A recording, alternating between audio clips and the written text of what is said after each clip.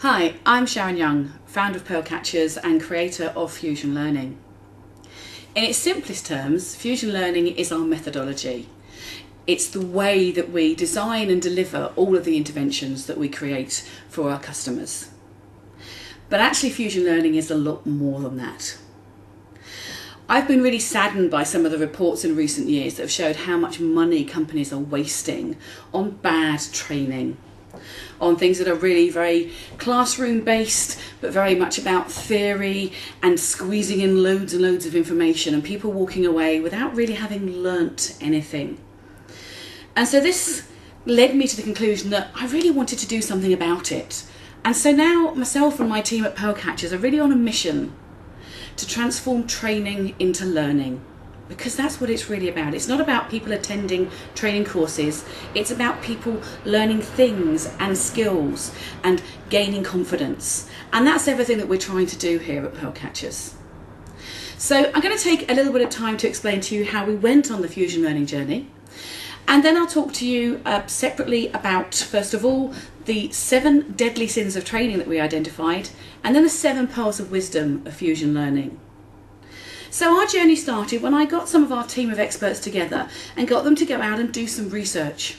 There is so much information, so many books, so many theories out there about different aspects of training and learning, about accelerated learning, high impact learning, about ways to evaluate things, about informal learning. But I never felt that any of the information that I read was first covering the whole process from start to finish and looking at the individuals as well as the techniques.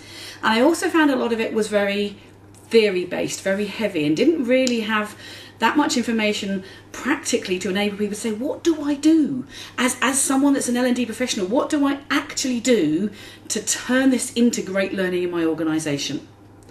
So my team went off and researched various different areas, and we came up with several things. Firstly, we created what we call purple papers. This is a new thing for us. You may have heard of white papers. Purple papers are like that, so they're still based in theory and solid research, but they're actually written by practitioners for practitioners. So they are looking at what you can practically do with the knowledge rather than simply what the information is all about. And we have a series of purple papers that are available on the website, and you can take those and download those for free. We are in the process of creating a new set of those as well, and we will continue adding to those. The outputs from those purple papers, we identified several things. First of all, we identified what we call the 7 deadly sins of training. These are the mistakes that we find a lot of organisations make when they're doing training. These are the things that mean that things become training rather than learning. And on a separate little video, I'll be talking about those in a little bit more detail. And from that, what we then came up with are 7 pearls of wisdom that really make up Fusion Learning. And we believe that if people and organisations follow all of these, you'll both be able to implement individual learning interventions that really add value to both the delegates and the organisation, but also it will help you to create an agile learning culture and ultimately become a much more adaptive and successful organisation. So I'll take a few moments now to take you first through the 7 deadly sins and then through the 7 pearls of wisdom.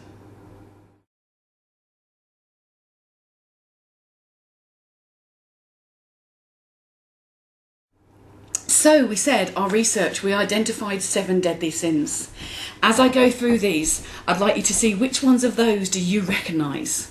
Which ones do you see happening? And which are the biggest issues in your organisation and for you as an L&D professional? So the first one we have here is focus on outputs. How many of you have found that training is seen as being a tick box exercise? I need to show that I've been on this course. I need to show that we have covered this amount of information. If you focus on that, you don't really focus on what people learn. It becomes about the content rather than about the learning. It becomes about the schedule and slides rather than about the individuals that are there. The second idea is that people think that learning and training are the same thing. They're not. Training is one component that can assist people in learning. People learn in all sorts of different ways. People learn just by talking to people, by looking on the internet. And actually, when you've given information, You don't learn it straight away. You might absorb information, but it's only when you take things back into your workplace or into your real life that you really learn. So if people assume that you've been on a training course, therefore you've learnt, that's definitely your second deadly sin. The third one is just do it. People don't consider getting people motivated or emotionally in the right position. So it's not, people don't create the right environment for learning. And actually our emotions are really closely tied in with the way that we think. So if people are in a positive emotional state, they're far more likely to learn. If people have some motivation and understand why they need to learn, they're far more likely to be open to those kind of things. But a lot of people, it's like, right, you're here, you're in the room, this is what you've got to learn. There's no effort to engage them, no effort to create an environment. And a lot of people can feel quite uncomfortable in a classroom situation, particularly if they feel they're going to have to do some of that dreaded role play.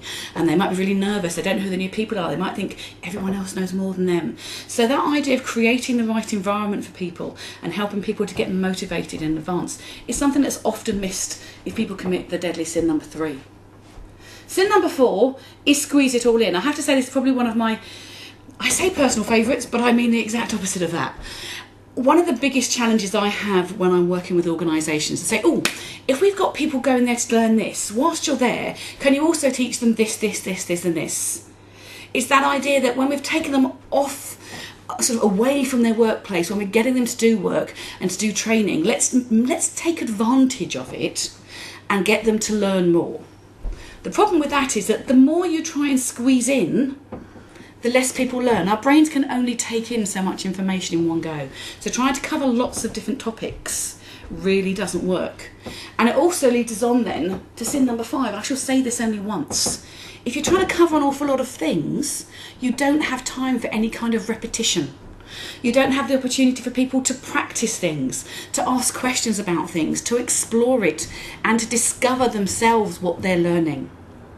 So those two are really closely linked, trying to include too much information, and as a result of that, just running through the content really quickly, not giving people a chance to think about it.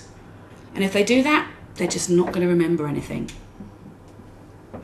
Sin number 6, getting techno dazzled.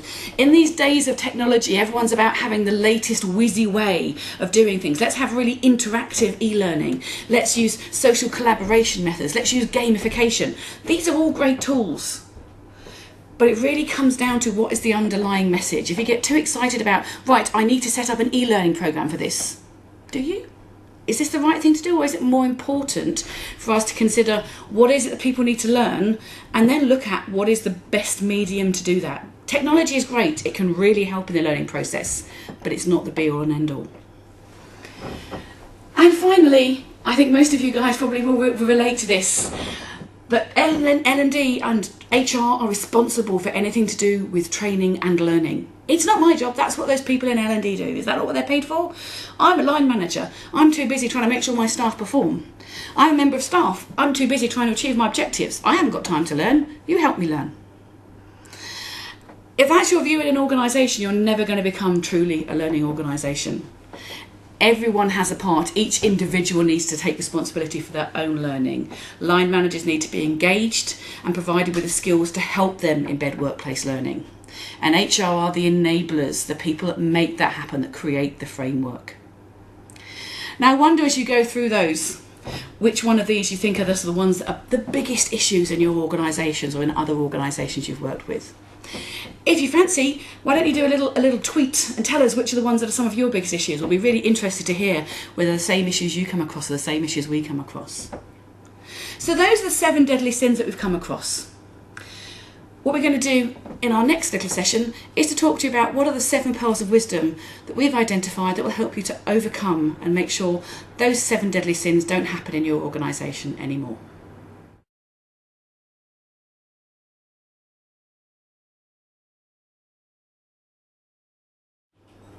Hi, I'm Sharon Young, founder of Pearlcatchers and creator of Fusion Learning. And I'd like to take a few minutes to talk to you about the 7 pearls of wisdom that we've identified that will transform training into learning.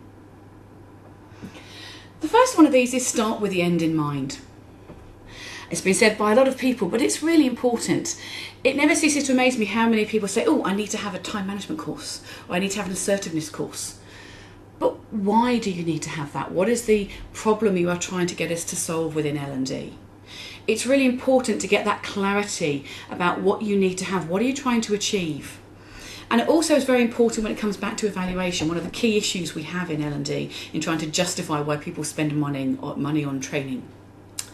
So for us, it's about looking at not just the pictures and the needs for the individuals. It's about looking at how does it link to the organisation? Where is the organisation going? What is its strategies? What are the gaps and the skills gaps and the capability issues that might hold it back? And if you can link in at that level to what's important to the organisation, it's far better afterwards to enable you to be able to evaluate the success, both for individuals and for the organisation. So for us, the first question we always ask is, what do you want to achieve by this? What is the need that we're trying to meet? The second pearl of wisdom is that learning is a process, not an event. And this for me is really fundamental. People assume that I have been on a training course, therefore I have learnt. I have done an e-learning module, therefore I have learnt. That isn't the way that people learn. People need to first of all actually identify that there is a need for them to learn. Then your learning becomes much more pull. People are motivated to do it. They need to think about it. What is it they know? What is it they don't know? They then need to have the opportunity to interact with other people and with theories and models and to practice things. And then they need to go back into their workplace and try out the new skills and knowledge that they have. It's only when people do that that they truly learn. So anything we look at is about something being a process, not being we are designing this training course. Whatever we do, it's all about making sure that it's that whole process that will give people the opportunity to learn. Pearl number 3 is about maximising natural learning. We know a lot about the way that people naturally learn. There's an awful lot of information around accelerated learning that talks about some of the things that help us to learn. That can be around tuning into our emotions. It can be about engaging us. Things like, for example, collaborating with people. We learn much better when we're learning with other people. We learn much better when things are in context to our world and make sense to us in terms of what we're doing. We learn much better when we get the chance to play with it rather than just read about it and absorb information. But actually some of us also need the chance to reflect a little bit and to think about how that applies to us. So everything we do, both in terms of what we deliver and what we design, we look at what are the ways that people naturally learn. And we incorporate those both in terms of what we're designing, but also our facilitators and the way that they run the sessions and they engage people. Pearl 4 is less is more. That's the antidote to the deadly sin, which is squeeze it all in. Actually, the less content you have, the more successful any session is going to be. The more opportunity then you have for people to repeat things, to explore things, to ask questions, to play with them, to see what's not working for them, and then to go back and try it again. So the less content you have, the more learning people will have. Pearl number 5 is message before medium. So this is the antidote to getting caught up and getting techno dazzled. So it's not the message that's the most important thing. To create truly blended learning in this day and age where there's so many different ways of doing things, the most important thing still comes back to this, starting with the end in mind.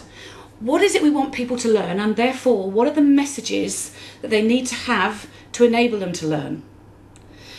And then based on that, what are the delivery mediums that are going to help them to do that? And generally it's not just one. The whole idea of blended is having something that is mixed. So if they do this and then do a bit of that and a bit of that, well, that's going to work for this particular learning need. But for this one, maybe we need this, this and this.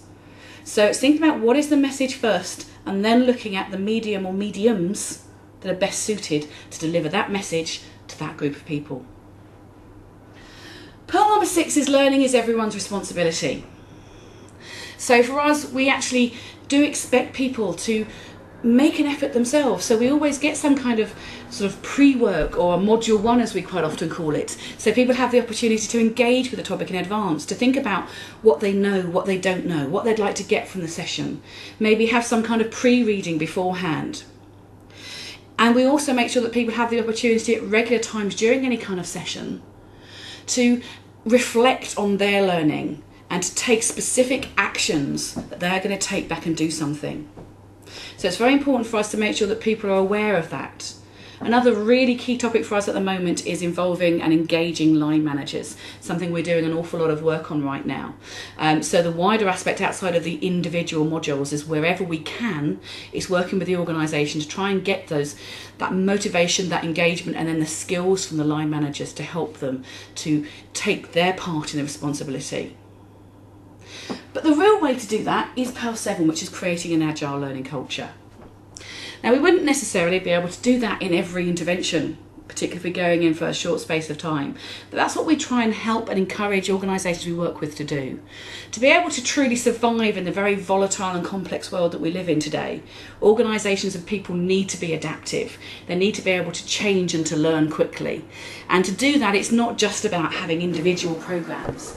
It's about creating what we call a learnscape, the environment within your organisation where people want to learn, and where the information and the opportunities are available for people when they are ready for learning. So we can help you to create that kind of environment within your organisation, to create the culture, to create the structures that support that. And if people do all of those things, we can truly transform training into learning. We do have a much more detailed webinar series about some of these different pearls, so if you're interested, then have a look on the page below and it will give you a bit more information about those. Otherwise, please do contact myself or one of my team, and I'd more than happily talk to you about how we can implement Fusion Learning on your organisation or how we can use it in a particular intervention with you. Thanks for watching.